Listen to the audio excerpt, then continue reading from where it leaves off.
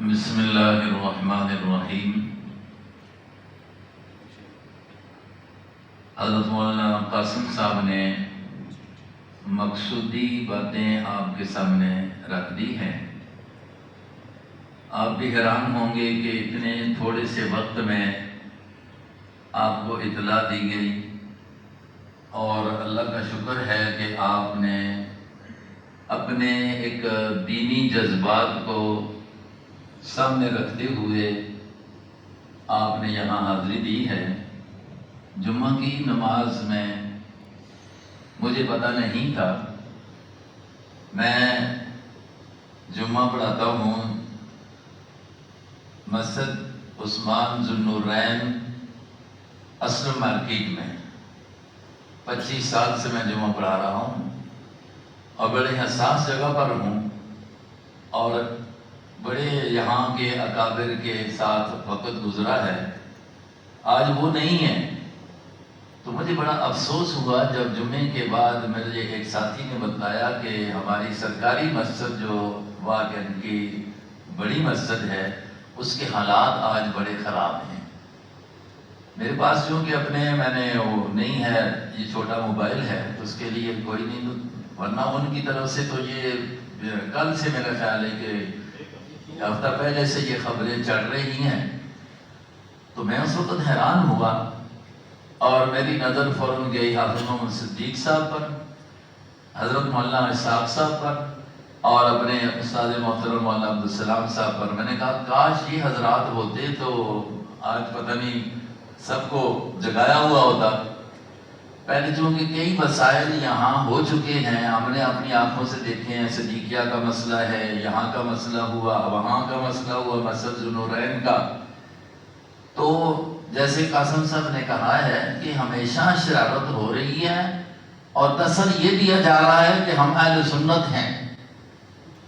یہ بات ہماری انتظامیہ، چونکہ یہ بڑا حساس علاقہ ہے، ہم کہتے ہیں کہ ان حضرات کو جو باہر سے آ کر باہر اجلاس کر کے اس طرح کی خبریں چڑھا رہے ہیں، جیسے قاسم صاحب نے مسجد کی تاریخ کو بیان کیا ہے، وہ بھی آپ سامنے رکھیں، اور پھر اس بات کو کہ یہ سرکاری طور پر حکم ہے۔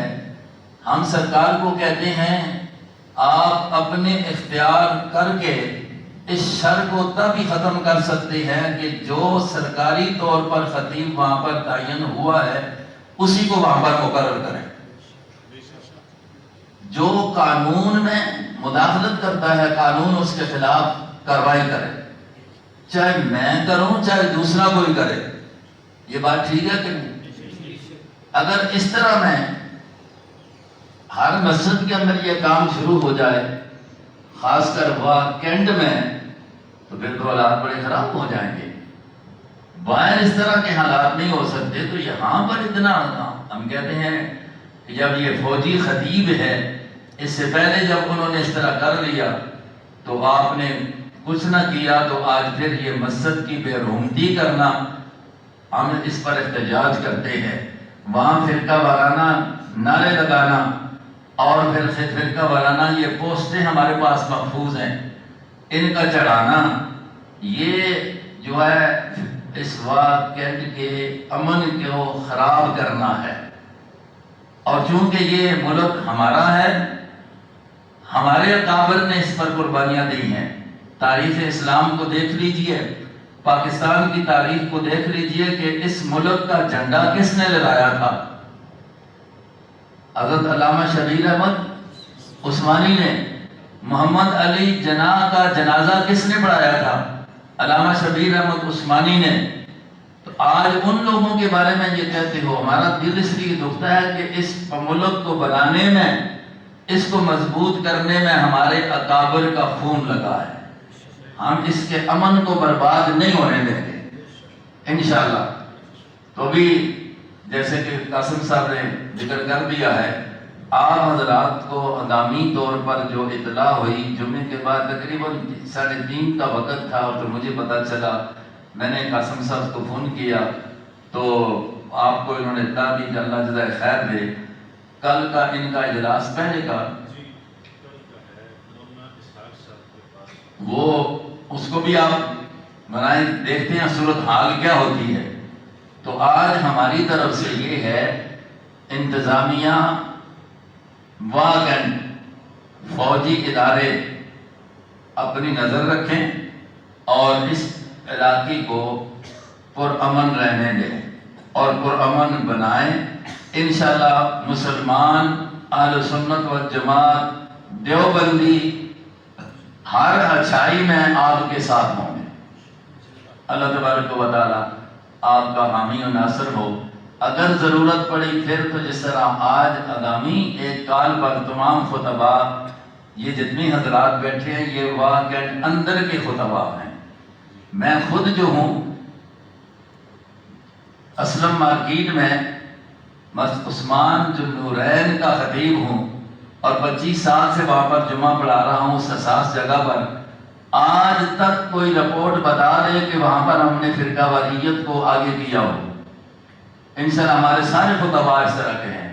تو پھر یہ سرکاری جگہ کو سرکاری جگہ رہنے دیا جائے تو اسی میں کیا ہوگی؟ بھلائی اور اچھائی ہوگی۔ اگر ضرورت ہوئی تو آپ حضرات کو پھر اس طرح کی اطلاع اگر ہو تو پھر جی پھر اسی طرح آئیں گے جس طرح اس مسجد میں آئے تھے نا جی۔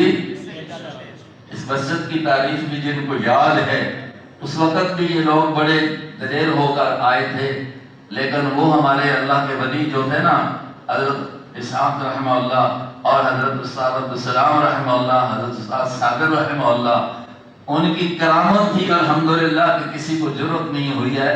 ہائی کورٹ کا فیصلہ جو اٹھا کر انہوں نے ہاتھ میں رکھا ہوا تھا، لیکن پاؤں اندر رکھنے کی جرأت کسی کو، ہم انہی کے بیٹے ہیں انشاءاللہ۔ ہم انتظامیہ کو یہ کہتے ہیں کہ ہم اس امن کو آپ کے حوالے کیا ہوا ہے تو آپ اس کو برقرار رکھیں اور ایسی صورت مت ہونے دیں کہ جس سے فرقہ واریت کو تقویت ملے۔ اللہ تبارک و تعالی خیر و عافیت فرمائے۔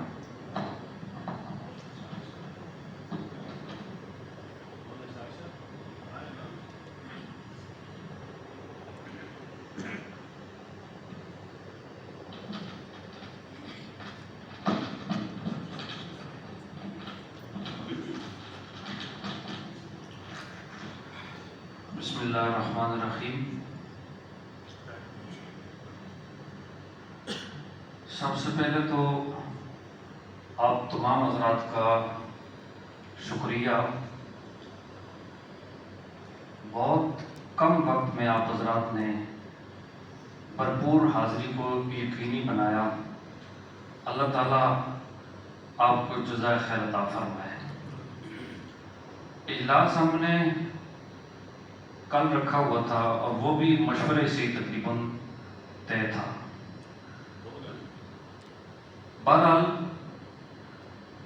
شیخ التفسیر والحدیث استاد العلماء حضرت مولانا قاری چند محمد صاحب کی دور اندیشی جب انہوں نے دیکھا کہ واکنڈ کی پی او ایف کی ایک سرکاری مسجد اور انتہائی حساس مقام پر 3:30 بجے تک نماز جمعہ نہیں ہونے دیا، اور ہوا بھی نہیں۔ جب تاخیر ہونے لگی تو وہاں کے لوگوں نے جا کر باہر نماز ادا کی، اور وہاں آپ ویڈیو میں دیکھ سکتے ہیں اشتعال انگیز نعرے، فرقہ واریت اور بدبودار قسم کے نعرے، جو پڑھا لکھا طبقہ باشعور لوگ ان الفاظ کو سننا بھی گوارا نہیں کرتے۔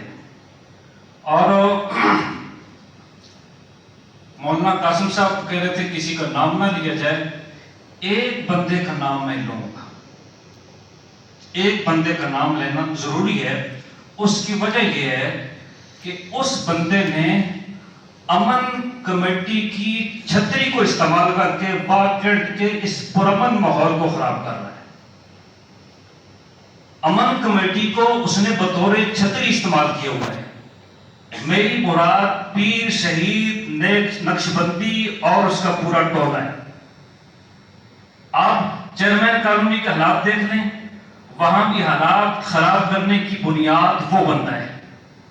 اور اس کے سارے حوالی ساتھ لگائے ہوئے ہیں، لیکن افسوس اس بات کا ہے کہ وہ بندہ امن کمیٹی کی چھتری کو استعمال کر رہا ہے۔ لہذا میرا انتظامیہ سے یہ بھی مطالبہ ہے کہ ایسا بندہ جو خود فرقہ واریت کو ہوا دے رہا ہے، جس کا کام تھا امن کا درس دینا اور لوگوں کو ہم آہنگی اور میل ملا کر لوگوں کو ساتھ چلانا، وہ بندہ بدامنی پھیلا رہا ہے، تو اور کسی پہ کیا گلہ کیا جا سکتا ہے؟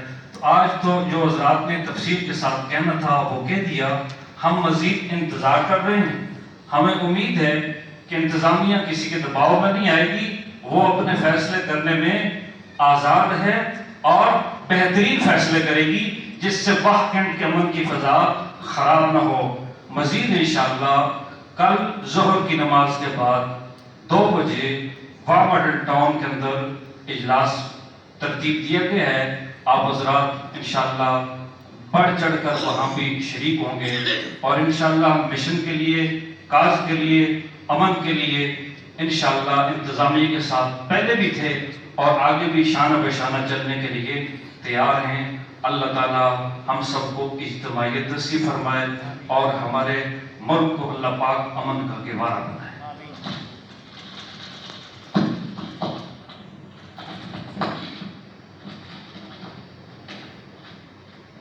ایک دو قراردادیں جو اس موقع کے لیے انتہائی ضروری ہیں،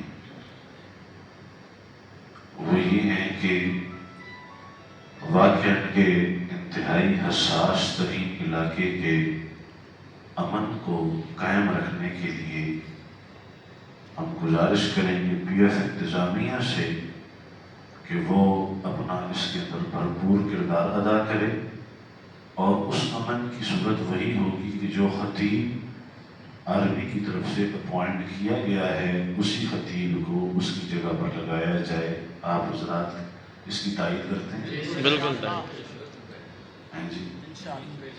دوسرے نمبر پر جو لوگ اس واقعہ کے امن و امان کو خراب کرنے کے لیے، شرمگیزی پھیلانے کے لیے اور حالات کو خراب کرنے کے لیے واقعات کے باہر کے لوگوں کو بلا رہے ہیں اور ان سے یہ معاملات کروا رہے ہیں، ان واقعات کے باہر کے لوگوں کو باہر تک محدود کیا جائے۔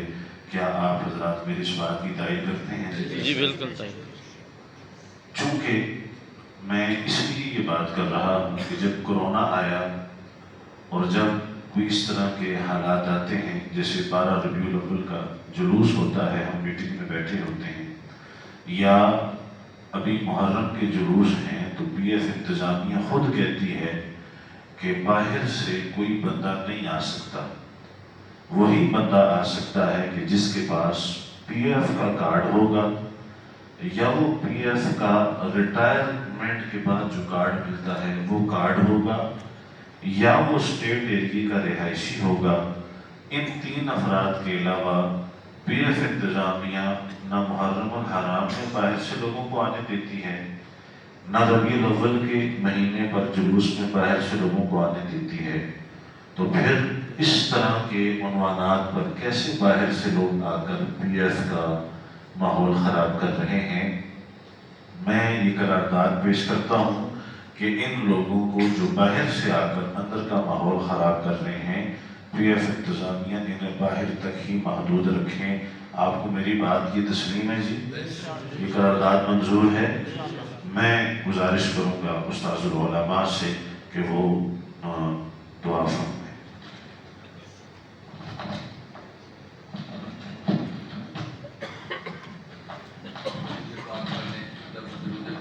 دعا فرمائیں۔ اللہم صلی علی سیدنا و اصحاب سیدنا و مولانا